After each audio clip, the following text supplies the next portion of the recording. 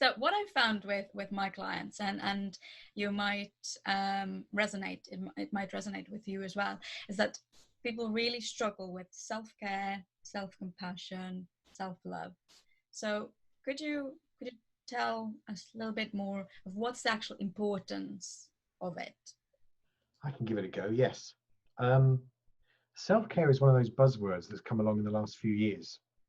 It's been there or thereabouts, I suppose, for a long, long time, but now it's become much more of um, a thing for people to address because we can be so busy helping other people that it's easier for us to let our cups get empty. And so I think we know how easy it is for therapists to burn out, but I think you can generalize onto many, many other people. You know, we're all busy these days, and so it's easy to take our attention off ourselves and um, and to exhaust ourselves. So I think having some kind of regime of self-care, which is only a simple process of stuff, you know, of paying attention to you, of making sure that as often as you can you're eating well, as rarely as you can you're eating badly, that you are taking time to rest, that you are doing things for you and for nobody else. You aren't always serving others. Those kind of things um, are really important, I think, for your mental health in the long term.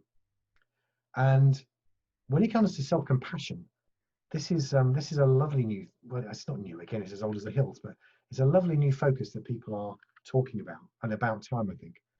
We can either be our best friends or our worst enemies. And if I'm talking particularly of people with an internal dialogue, where often they have a voice inside their heads bitching at themselves, and that can be a very lonely life when you're stuck inside your head, just hearing all the bad things about you. And we can be so tough on ourselves. We can be forgiving of everyone else, but really come down hard on us. And some of this is to do with self-love. I think you have to have a good relationship to yourself. You know, I've spoken before about how I think the root of all therapeutic issues is a lack of a good relationship to you, of not loving yourself enough or liking yourself enough. And so the route of therapy takes you to that point, and self-compassion will naturally arise from it. We can forgive other people, but we don't always forgive ourselves. And it's a thing that takes a lot of learning. You know, at the moment, for example, um, I've been ill for quite some while and I haven't been able to exercise all year, which is the first time in my adult life I haven't exercised 3 to 5 times a week. And I'm missing it like crazy.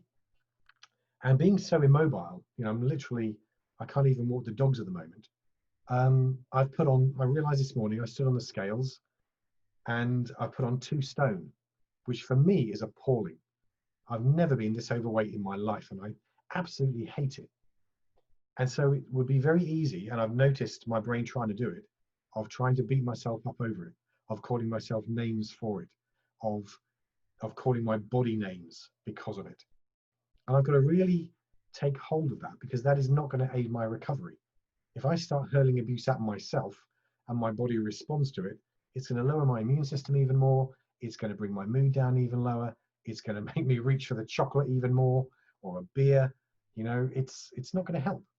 So I need to be compassionate to myself. I need to understand that I am in a moment of time in my life that I'm going to get to the end of.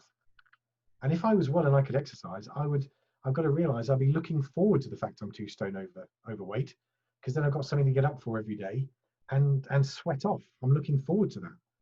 So I've got to hold this in mind. This will not be who I'm always going to be.